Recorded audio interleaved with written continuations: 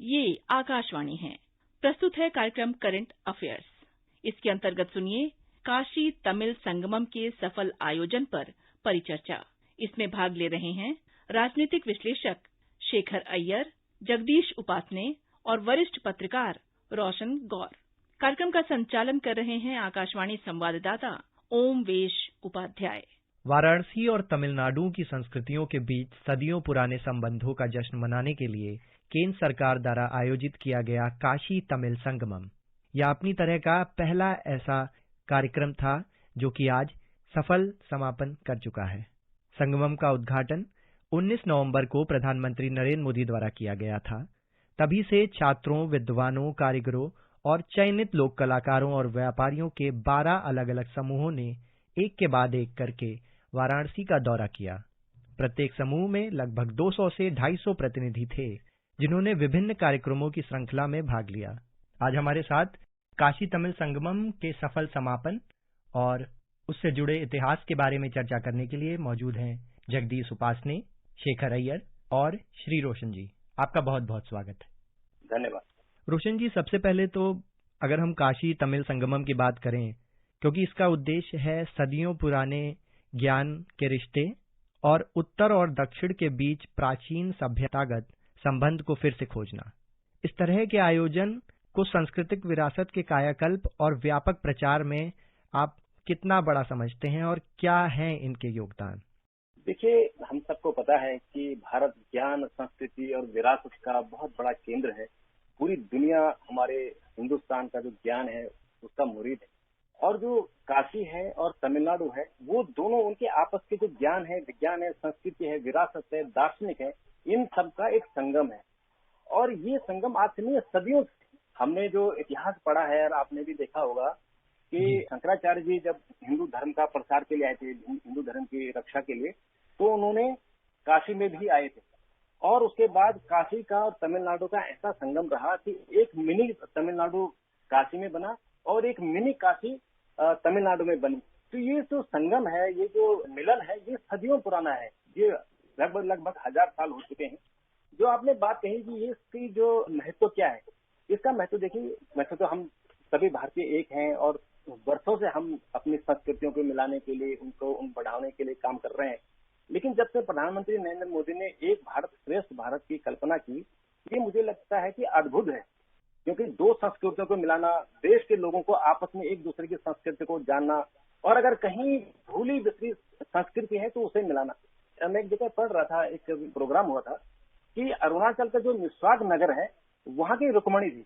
तो श्री कृष्ण द्वारका से गए थे और उन्होंने रुक्मणी का वहां से हरण किया था और उसके बाद उनको माधवपुर घेर लेके आए थे, जो पोरबंदर के पास है, और वहां पर शादी हुई थी। तो हर वर्ष माधवपुर में अरुणाचल के लोग जाते हैं, चाहे वो नॉर्थ ईस्ट के हमारे मुख्यमंत्री हैं और राज्यपाल हैं, उनको भी बुलाते हैं और वो बाराती बनकर आते हैं और फिर माधवपुर से वो बारात द्वारका जाती है। तो ये कैसा एक सांस्कृतिक जो मेल मिलाप का कार्यक्रम है, ये अद्भुत है। इसी तरह से ये जो दूसरा कार्यक्रम हुआ है अभी काशी तमिल संगमम का, ये मुझे लगता है कि अद्भुत है। और 2500 लोग तो वहां पिछले 1 महीने से बैठे हुए, लेकिन कुछ लोग आए और गए, बीच में आते रहे, और अनेक विद्वान आए, अनेक वहां जो आर्टिजन थे, तमाम लोग थे। उन्होंने जो काशी के बारे में जाना, उत्तर भारत के लोगों के बारे में जाना, वो अपने आप में मुझे लगता है कि उपलब्धि है। और ये जो प्रोग्राम हुआ है, इस प्रोग्राम का यही लक्ष्य है, यही उद्देश्य है कि कैसे हम संस्कृतियों को मिलाएं, एक दूसरे की संस्कृतियों के बारे में जानें। तो मुझे लगता है कि ये अद्भुत कार्य हुआ है और ऐसे कार्य आगे भी होते रहने चाहिए। बिल्कुल रोशन जी, आपने न सिर्फ काशी और तमिल की बात की, बल्कि आपने हमारे सामने अरुणाचल प्रदेश का भी एक उदाहरण रखा। शेखर जी, काशी और तमिलनाडु का संबंध प्राचीन समय से ही रहा है। सदियों से हजारों की संख्या में लोग आते रहे हैं।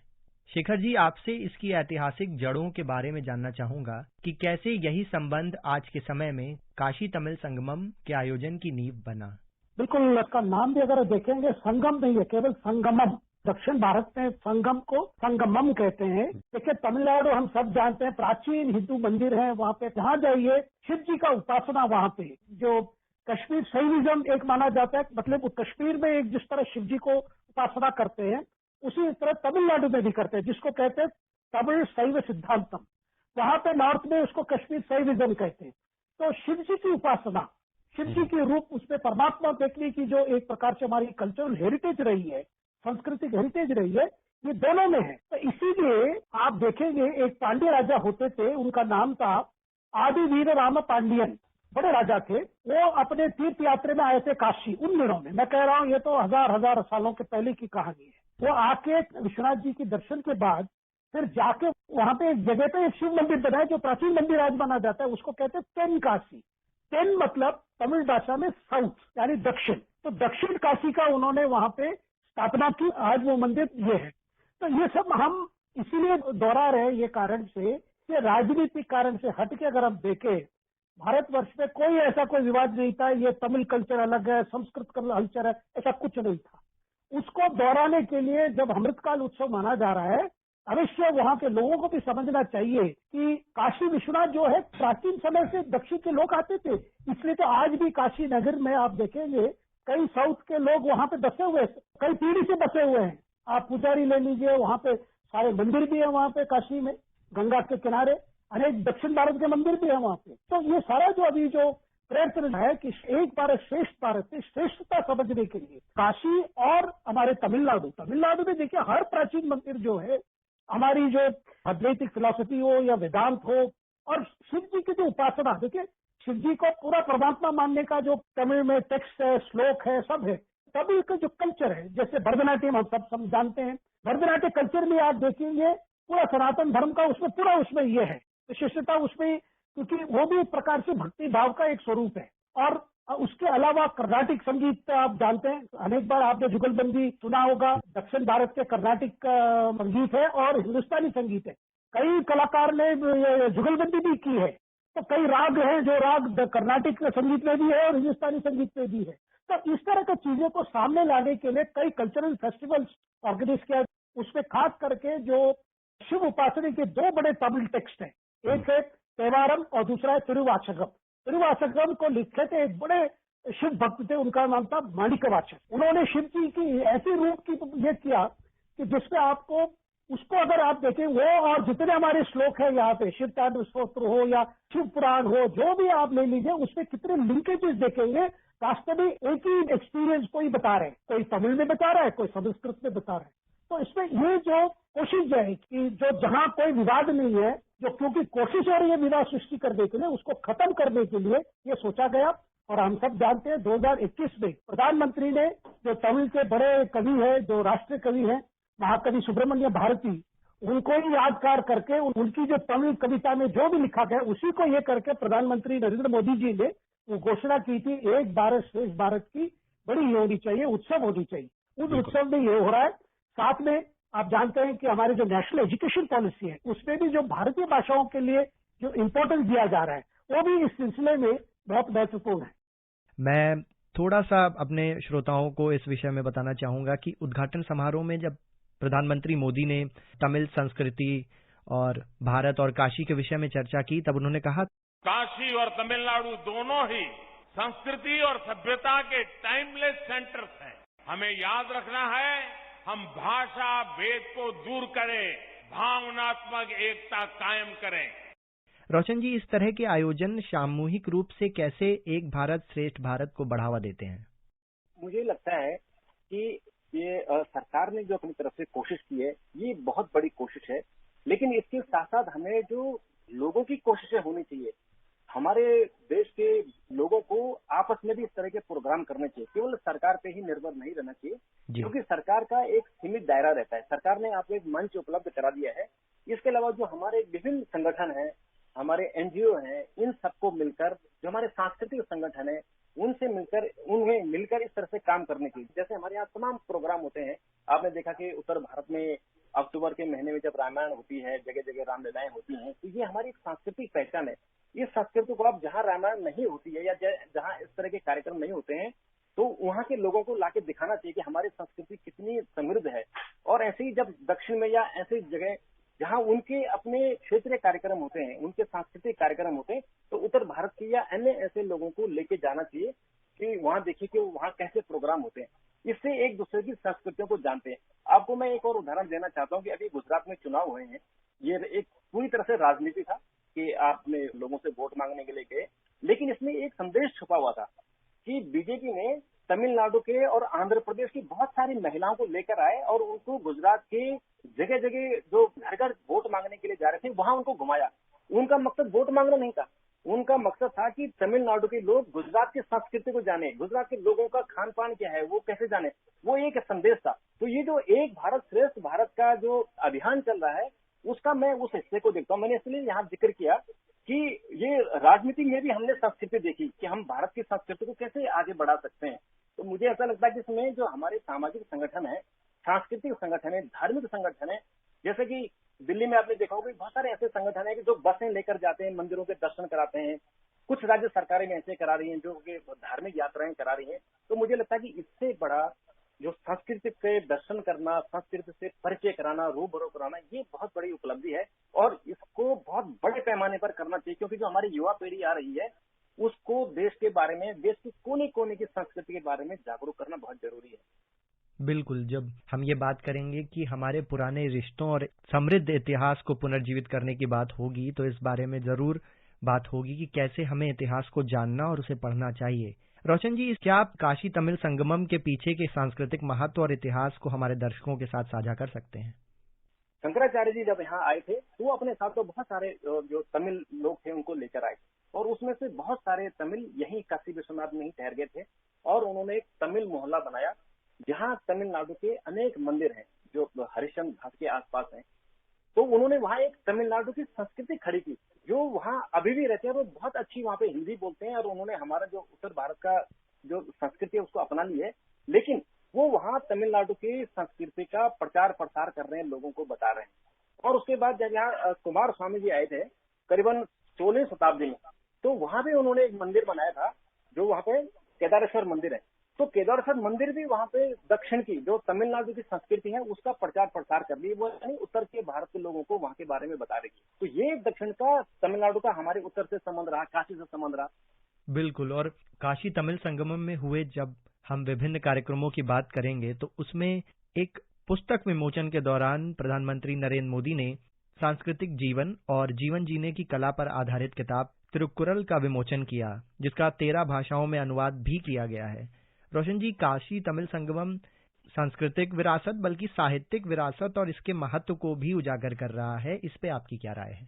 देखिए, जो पुस्तक तिरुक्कुरल पुस्तक का विमोचन प्रधानमंत्री जी ने किया 13 भाषाओं में, आपको बता दें ये जो तिरुवल्लुर हैं बहुत बड़े कवि हैं, ये उनकी रचना है। तमिल भाषा में ये रचना थी जो नीति शास्त्र पर है और उसमें 1330 करीबन छोटे दोहे हैं और या कुराल जिसको बोलते हैं, जो छोटे छोटे दोहे होते हैं और वो अनेक है, जैसे प्रेम को लेकर है, धन को लेकर है, पुण्य को लेकर है। क्योंकि ये तमिल भाषा में थी तो इसका 13 भाषाओं में अनुवाद किया गया और इस उद्देश्य से किया गया कि जो ये अमर रचना है ये रचना सबके हाथों में जाए। जो इन्होंने, हम महाकवि तिरुवल्लुर के बारे में जगह जगह पढ़ते हैं, उनके कविताओं के बारे में, तो वो जो उन्होंने लिखे हैं वो अन्य लोग उसका लाभ उठाएं, इसलिए इस कविता का अनुवाद किया गया। दूसरा आपने क्या कि और क्या चीज है वहाँ पे जो विश्व हिंदू परिषद BHU है, विश्व हिंदू विश्वविद्यालय, वहां पर एक स्टॉल लगा हुआ है, यानी जो वहाँ पे प्रदर्शनी लगी हुई है, उस प्रदर्शनी में एक जगह केवल किताबें ही किताबें हैं और वो किताबें सिर्फ संस्कृत से, धर्म से और दोनों काशी और तमिलनाडु दोनों से संबंधित साहित्य हैं। उन साहित्यों को लोगों को पढ़ने को मिल रहा है, जो साहित्य शायद दुर्लभ होंगे, जो शायद बाजार में ऐसे उपलब्ध नहीं होंगे, वो साहित्य वहां रखा गया है। तो लोगों का वहां आकर्षण का केंद्र बना हुआ है कि कैसे हम दक्षिण के बारे में, तमिलनाडु के बारे में समझे। उनके उस जमाने की किताबें, पुराने जमाने पौराणिक किताबें हैं और ऐसी काशी के बारे में जो यहाँ किताबें हैं वो सब वहां रखी हुई है और लोग उसका आनंद ले रहे हैं और खरीद रहे हैं। तो मुझे लगता है कि ये तो संस्कृति का आदान प्रदान है, ये तो अपने आप में एक अद्भुत है और इसका सबको लाभ मिल रहा है। लोगों को पता चल रहा है कि असल में तमिलनाडु के बारे में जितना हम सुनते हैं, पढ़ते हैं, और अगर आप साक्षात आपके सामने ऐसी परिस्थितियां हो, ऐसे हालात आपके सामने हो, तो मुझे लगता है कि आप ज्यादा अच्छा समझने के लिए, सुनने के लिए, उसको आत्मसात करने के लिए एक अच्छा मौका रहता है। बिल्कुल, और जब भी प्रधानमंत्री के अपने विजन की हम बात करते हैं तो लगातार युवाओं की सहभागिता की बात करते हैं कि ये कितना जरूरी है और किसी भी कार्यक्रम को सफल बनाने के लिए बहुत ही प्रभावी रहा है। IIT मद्रास और बनारस हिंदू विश्वविद्यालय जैसे संभ्रांत संस्थान द्वारा सक्रिय तौर पर काशी तमिल संगमम को बौद्धिक सेवाएं प्रदान की गई हैं। इन संस्थानों के छात्रों ने स्टूडेंट एक्सचेंज प्रोग्राम में भी भाग लिया है, जिससे युवाओं के बीच काशी तमिल संगमम की और पहुंच बढ़े। ऐसे सांस्कृतिक आयोजन में ये संस्थाएं कितनी सुविधा देती हैं और कैसे इसके समग्र प्रभाव को बढ़ाती हैं, रोशन जी, इसके विषय में हम आपसे जानना चाहेंगे। देखिए, ये जो कार्यक्रम हो रहा है वो बीएचयू में हो रहा है, बनारस हिंदू विश्वविद्यालय में, और इसमें जो सहयोगी है, जैसे आपने कहा, ये पढ़े लिखे लोग हैं और ये केवल जो अपने विषय के मास्टर हैं केवल उसी में नहीं है। इन्होंने, चूंकि पढ़ने लिखने वाले लोग हैं, विद्वान लोग हैं, तो इन्होंने संस्कृति के बारे में भी ज्यादा पढ़ा है, और चूंकि पढ़ने की प्रवृत्ति होने के कारण इन्होंने जो वहाँ पे अपनी भूमिका निभाई है, कार्यक्रम आयोजित करना, जो लोग आ रहे हैं उनको वो साहित्य उपलब्ध कराना और नई चीजें लोगों को देना, कि ताकि जो पढ़े लिखे लोग हैं, जो युवा पीढ़ी हमारी जो संस्कृति की तरफ या धर्म की तरफ से थोड़ा सा दूर हट रही है, उनको कैसे लेके आए। अभी मैं बहुत कुछ प्रोग्राम देख रहा था, तो उसमें मैंने देखी कि जितने जो आध्यात्मिक की तरफ लौट रहे हैं वो आईआईटी के लोग हैं, क्योंकि उनका पढ़ने लिखने का उनका बौद्धिक स्तर इतना ऊंचा हो जाता है कि वो अपने विषय के साथ साथ दूसरे विषयों की जानकारी लेना शुरू कर देते हैं। तो मुझे लगता है कि ये जो 2 आईआईटी मिले हैं, ये आईआईटी इसीलिए मिले हैं कि ताकि लोगों को एक जो क्रीम हम कहते हैं, यानी उनको उच्च स्तर के साहित्य, उच्च स्तर का ज्ञान और उच्च स्तर की उनकी जो सुविधाएं हो वो मिल सके। तो इसलिए इसका आयोजन भी बीएचयू में हो रहा है, और जो इसमें शामिल हैं वो वहाँ के प्राध्यापक है जिनका अपने विषयों में मास्टरी है। जगदीश जी, काशी तमिल संगमम में जब सांस्कृतिक विरासत को सहेजने और पुनर्जीवित करने की बात हो रही है, ऐसे में आपसी समन्वय से भविष्य में कैसे मूर्ति कला, शिल्प कला जैसी प्राचीन कलाओं के प्रचार प्रसार में ऐसे आयोजनों से कितनी मदद मिल सकती है?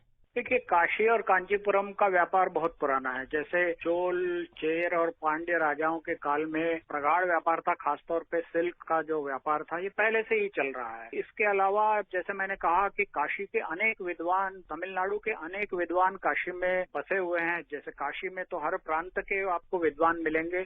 लगभग भारत का वो एक छोटा रूप है काशी। दरअसल काशी में हर प्रांत के विद्वान जो वहाँ पर ज्ञान और उसके अध्यात्म के प्रयोग करने के लिए, सीखने के लिए आते थे। कई परिवार पीढ़ियों से पीढ़ी दर पीढ़ी वहाँ बसे हुए हैं।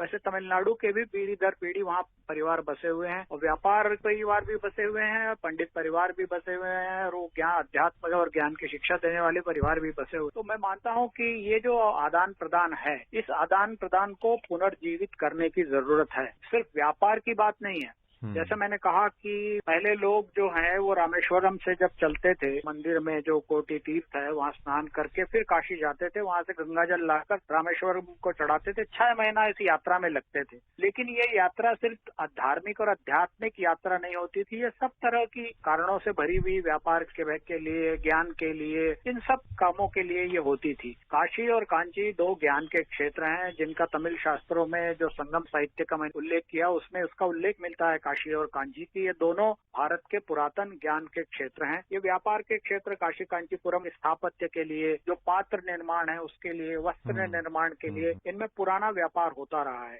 काशी के जो शिव हैं वो तमिलनाडु के शिव से अलग नहीं। अगर आप तमिलनाडु को देखें तो तमिलनाडु में काशी विश्वनाथर मंदिर है तेनाक्षी में, और माना जाता है कि वहाँ के पांड्य राजा जो पराक्रम थे, 15वीं सदी में मदुरई और आसपास उनका राज्य था, वहाँ उन्होंने तेनाक्षी में वो मंदिर बनाया। उसके बाद एक और राजा ने, जो अधिवीर राम पांड्यन थे, उन्होंने भी काशी तीर्थ से लौटते हुए तेनाक्षी में 19वीं सदी में एक और मंदिर बनाया। तमिलनाडु के जो संत कुमार गुरुपरा हैं तुतिकोड़ी के, उन्होंने तो काशी नरेश से और केदार घाट और विश्वेश्वर लिंगम की स्थापना की अनुमति ली थी और वो बनाया भी था। उन्होंने काशी पर एक काशी कलम्बगम नाम का एक बड़ा काव्य लिखा है। इसके कारण काशी से तमिलनाडु का कोई व्यक्ति, काशी नाम के ही लोग तमिलनाडु के हर गांव में मिलेंगे। और जैसा मैंने कहा कि शिव मंदिर तमिलनाडु के लगभग हर तहसील में आपको शिव मंदिर मिलते हैं। तो ये ऐतिहासिक और सभ्यतागत संबंध है, सांस्कृतिक संबंध है, ये व्यापारिक संबंध भी हैं। इन संबंधों को धीरे धीरे भुलाया जाता है। बहुत सारी शक्तियां इस पर काम कर रही हैं। दक्षिण भारत में तमिलनाडु अलग है, तमिलनाडु की सभ्यता वैदिक सभ्यता से पुरानी है, ऐसा कुछ नहीं है। संगम साहित्य में उसका उल्लेख नहीं मिलता जो ईसा पूर्व लिखा गया है। तमिल संगम साहित्य में उसका, काशी का उल्लेख इसीलिए मिलता है कि ये दोनों परस्पर जुड़ी हुई सभ्यताएं हैं, संस्कृति की धाराएं हैं, और स्वाभाविक रूप से लोग आते जाते रहे हैं। तो जब लोग आते जाते हैं तो व्यापार भी करते हैं, अपना स्थापत्य, अपना ज्ञान, खान पान, अपने पहनावा,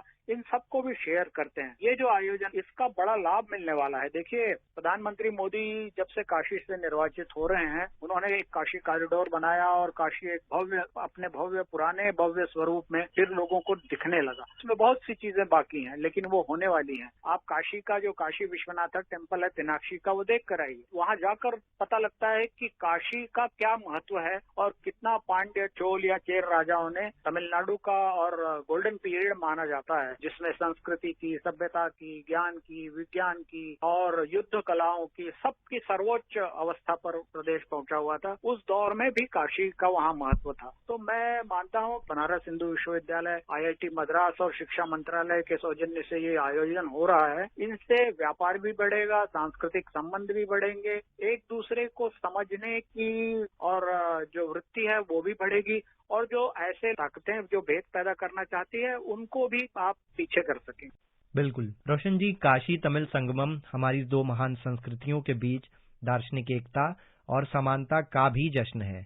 जब हम इस बारे में बात करते हैं तो तमिल महाकवि सुब्रमण्यम भारती के योगदान को कोई कैसे भूल सकता है। सामाजिक न्याय और महिला सशक्तिकरण पर उनका काम अब पहले से कहीं अधिक प्रासंगिक है। सुब्रमण्यम भारती के व्यक्तित्व को आकार देने में काशी का गहरा प्रभाव था, जिसके बारे में पीएम मोदी ने समय समय पर जिक्र भी किया है। क्या आपको लगता है कि इस तरह के आयोजन भी इन दिग्गजों को श्रद्धांजलि देने का एक तरीका है, जो ज्ञान और सांस्कृतिक आदान प्रदान के अग्रदूत थे? देखिए, सुब्रमण्यम भारती जी, आपको हम सब जानते हैं कि महाकवि थे और उन्होंने अपनी यात्रा मद्रास से की थी। उस समय का जो मद्रास प्रेसिडेंसी था, और उसके बाद लगभग 1900 के आसपास जब वो काशी आए थे तो उन्होंने कर्म भूमि बनाई, क्योंकि उसमें जो राष्ट्रीय आंदोलन चल रहा था, आजादी का आंदोलन, वो उत्तर भारत में उसका ज्यादा प्रभाव था। तो उस प्रभाव में आके वो भारतीय राष्ट्रीय कांग्रेस से भी जुड़े और जो स्वदेश मित्रम एक अखबार था उससे भी जुड़े। वो कार्टून, जिस अखबार में कार्टून छपता था, राजनीतिक कार्टून छपते थे, उसमें वो टिप्पणियां करते थे। और इस तरह की चीजें जब वो जुड़ते रहे और उसके साथ साथ उनका जो लेखन कार्य था, जो साहित्य रचना थी, वो साथ साथ चल रही थी। तो उन्होंने फिर एक तो उन्होंने लेखन किया, साहित्य का रचना की, एक पत्रकार के हिसाब से उन्होंने अपना काम किया, देश की आजादी में उन्होंने योगदान दिया, और उन्होंने जो हमारी सांस्कृतिक किताबें थी, जो धार्मिक किताबें थी, उनका भी उन्होंने अनुवाद किया। लोगों को बताया कि जो काशी विश्वनाथ की या जो हमारे उत्तर भारत के जो काव्य हैं, उनका दक्षिण के लोगों को कैसे उनका लाभ मिले, वो उन्होंने उनको ट्रांसलेट करके दी। और उनकी जो रचनाएं हैं, जैसे एक कर्ण पाणु है जो उन्होंने कृष्ण गीत लिखे, एक पांचाली सपथम है जो पांचाली व्रत का उन्होंने लिखा था, कुयल पाऊ है, कुयल का गीत है, कुड़िया रूस है, ज्ञान धर्म है, कई उनकी ऐसी रचनाएं हैं। वो इसलिए उनको महाकवि कहते हैं। वो छोटे मोटे नहीं, महाकवि थे। और उन कवियों के बारे में इस बहाने जो तमिल संगमम हुआ है, काशी तमिल संगमम, इस बहाने देश के युवाओं का ध्यान गया कि आखिर सुब्रमण्यम भारती महाकवि कौन थे। और जब हम प्रधानमंत्री जी उनका जिक्र करते हैं और हमारे शिक्षा मंत्री उनका जिक्र करते हैं, तो निश्चित तौर पर हमारी युवा पीढ़ी उनके बारे में जरूर सर्च करेगी, जरूर ढूंढेगी कि ऐसे महान कवि कौन थे, उनका जीवन परिचय क्या था, उनका देश निर्माण में क्या था, उन्होंने सांस्कृतिक और उनका धार्मिक योगदान में, संस्कृति को बढ़ाने में क्या योगदान था, तो उसके बारे में जरूर पढ़ेंगे। और ये मुझे लगता है कि जो काशी तमिल संगमम का कई उपलब्धि हैं, उसमें एक उपलब्धि ये भी है कि हमारे देशवासियों को जो अगर भूल रहे होंगे या जो नए पीढ़ी है जिन्होंने उनके बारे में नहीं जाना होगा, तो जरूर उन्होंने इस बहाने प्रधानमंत्री जी के बारे में के कारण या शिक्षा मंत्री के कारण, जब वो शिक्षा मंत्री जी उनके घर गए थे, जो उनके पोते अभी यहाँ रहते हैं, उसी घर पर रहते हैं, उनसे मिले, तो जरूर लोगों ने देखा होगा कि एक महान आत्मा थी जो यहाँ रहती थी और उन्होंने एक बहुत बड़ा योगदान दिया था। बिल्कुल रोशन जी, चलते चलते जगदीश जी, मैं आपसे पूछना चाहूंगा कि क्या काशी तमिल संगमम के तर्ज पर भविष्य में नए आयोजन भी देखने को मिल सकते हैं, क्योंकि इससे बेहतर और सीधे तौर पर पर्यटन को बढ़ावा मिलता है?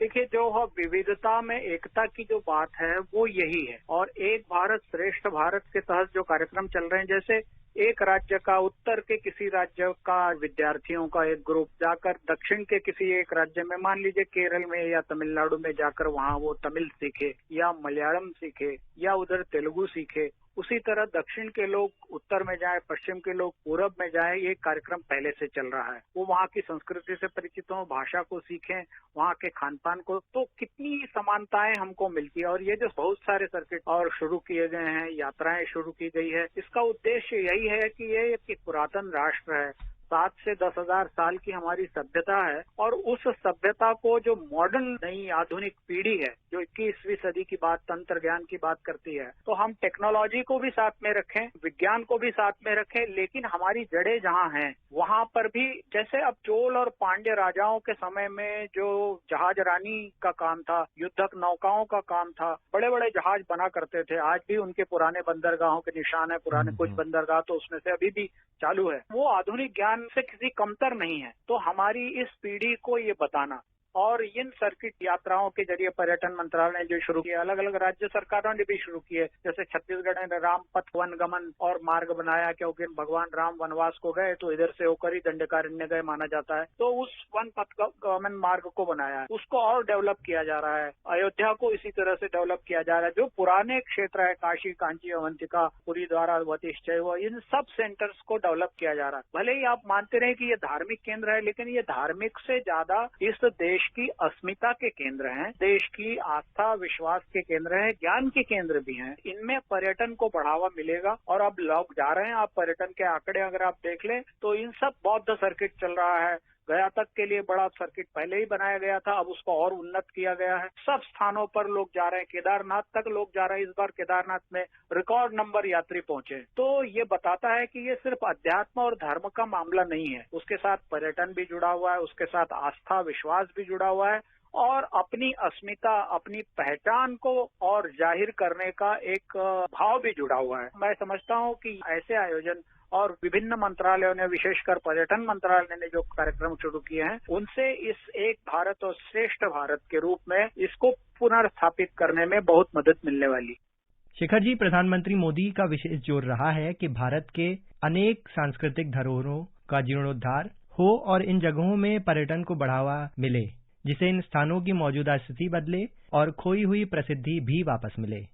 आप इन प्रयासों को डोमेस्टिक टूरिज्म को बढ़ावा देने में कितना सफल मानते हैं?